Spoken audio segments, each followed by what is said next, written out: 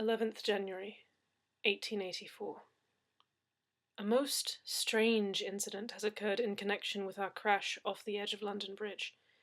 In the interim, Anna and I have been staying in a small hotel near Madzeke's accommodations, though I am concerned at the drain on my finances this will eventually represent. It cannot be a long-term solution. Yesterday, a detective from Scotland Yard by the name of Murphy came to our hotel room. They knew, of course, where we were staying, and informed me that, although his officers had been combing the banks of the Thames since dawn, they had found neither hide nor hair of young Jory. Murphy was a tall, middle-aged Irishman, greying about the temples, with a swarthy complexion and bright black eyes that spoke of, if not necessarily intelligence, then at least a great deal of cunning. He asked if I might not show him the spot where we had left the body, and of course I agreed at once. Although I had nothing to hide, I was nevertheless decidedly nervous. The detective's demeanour indicated that he was suspicious of me in no small measure, and he had every right to be. The story I had told his officers the night before was now beginning to seem less than truthful. I took him to as near the spot as I could reckon, and indeed found Anna's and my footprints along the shore.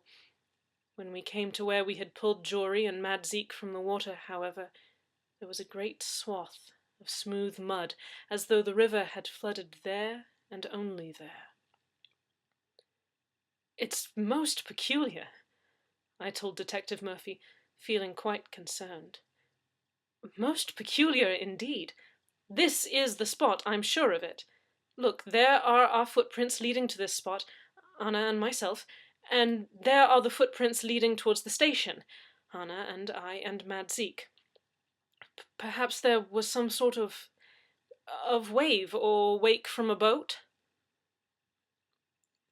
"That's highly doubtful, Mr. Fletcher, if I may say so." Detective Murphy pointed with his notepad to the area of the wash.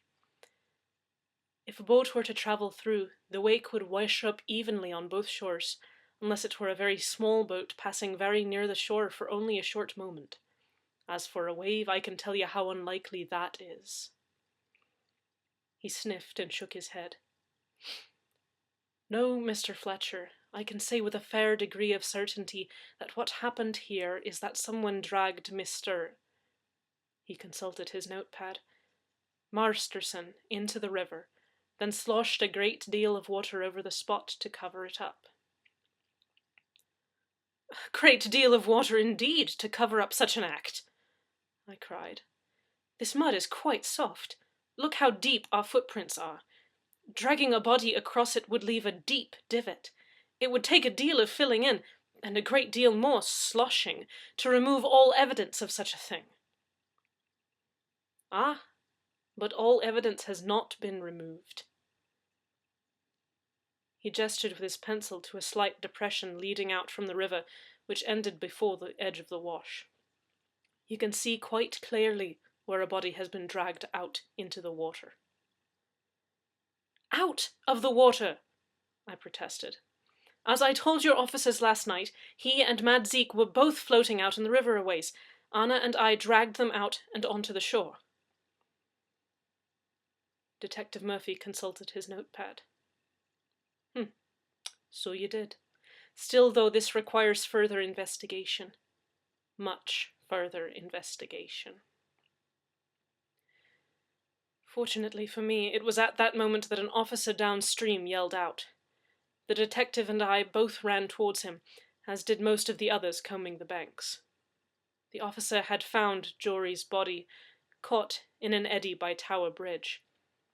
His neck was broken, as I had seen the night before, and apart from being pale and clammy, and a bit swollen, from long hours in the cold water, he was not much different than when we had left him on the river-bank. After examining the corpse briefly, Detective Murphy sent for the coroner and gave me leave to return to my hotel room. It was not long after, however, when yet another knock came upon my door. Detective Murphy had returned, looking paler and more haggard than before. "Detective Murphy!" I cried, surprised. I hadn't expected to see you again so soon. Is there a problem?" "You might say that," he returned cagily. "Might I come in for a moment, Mr. Fletcher? It is rather serious." "Of course," I returned, opening the door for him. "Please, have a seat. Can I offer you a drink?" "No, thank you," he answered. "I've a lot of work to do and precious little time to do it in." "Very well," I said, feeling more nervous by the moment. "What can I do for you?" He cleared his throat and clasped his hands in his lap, staring at his thumbs. "It's this way, Mr. Fletcher. As the coroner was examining Mr. Masterson's body, he found something rather odd." "Odd? In what way?" Detective Murphy held up a hand. "Please, Mr. Fletcher, let me finish." He took a deep breath. Upon examining Mr. Masterson's body, he discovered a rather large quantity of seaweed in the back of the throat. "That is odd," I agreed, but the detective fixed me with a piercing gaze, and I gathered that he was not done. "There's more. The cause of death was, as you surmised, a broken neck. However, as due procedure, the coroner cut him open to examine his organs for further information, perhaps as to the cause of his sudden madness." He paused for a long time, his Adam's apple bobbing up and down as his throat worked. When he spoke at last, his voice was hoarse and hollow.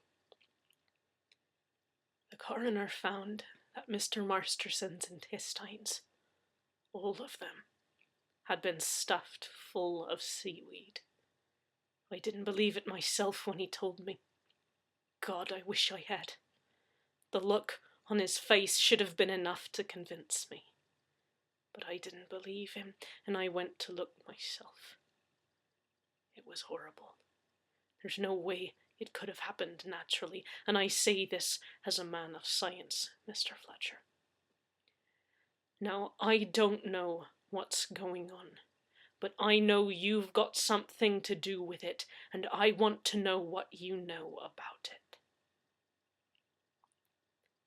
I was utterly flabbergasted. "I've absolutely no idea how such a thing could happen, I assure you," I answered. "You've neglected to tell my officers," Detective Murphy said, "where you and your companions were headed when the accident occurred." I squirmed. I knew I ought not to have, but I couldn't help it. I couldn't possibly tell him about the red door, but I also am quite incapable of inventing fantasies on the spot. "I was, we were..." Thank God, Anna chose that moment to walk in. "Who this man is?" she demanded. "What he is doing here? And Leslie, why do you blush and wriggle?" Detective Murphy stood and inclined his head to her, his hat over his heart. "I beg your pardon, madam. Detective Murphy, Scotland Yard. I'm here investigating into the death of Jory Masterson." "Oh, yes," Anna said, her face falling in sadness. "Poor Jory. It is tragedy, his death. But what there is to investigate?" Her countenance settled into jaw-clenched anger. "Surely you do not think Leslie kills him on purpose?" "No," Detective Murphy replied. "I don't believe I do. But there are, I'm afraid, rather disturbing circumstances involved with his death and autopsy. I was wondering if you and Mr. Fletcher could tell me about the events leading up to the crash." "Most certainly," Anna replied. "Leslie, he is terrible to speak with. He is too shy. I tell him so, he does not believe me. So, I will answer all questions." Detective Murphy raised an eyebrow, but did not object. Very well. Have a seat, Mrs. Ms., she corrected. Anna Ivanovna Maximyuk. Delighted. Now. He seated himself once more.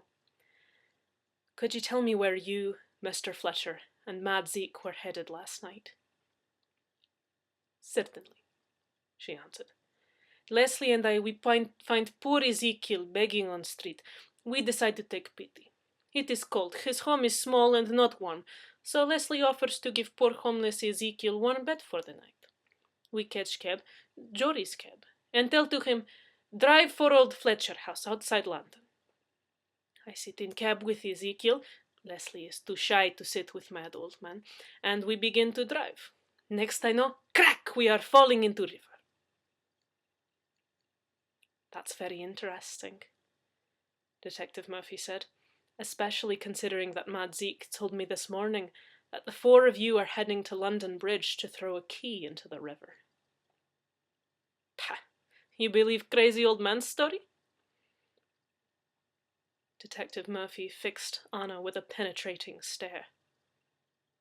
Ezekiel Thatcher is not mad, he declared.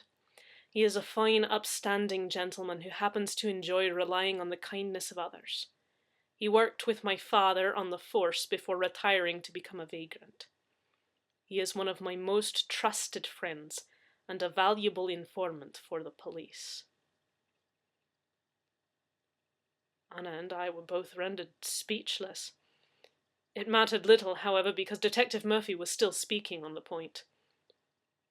Now, if you're through with lying to me, I'd like the truth, please.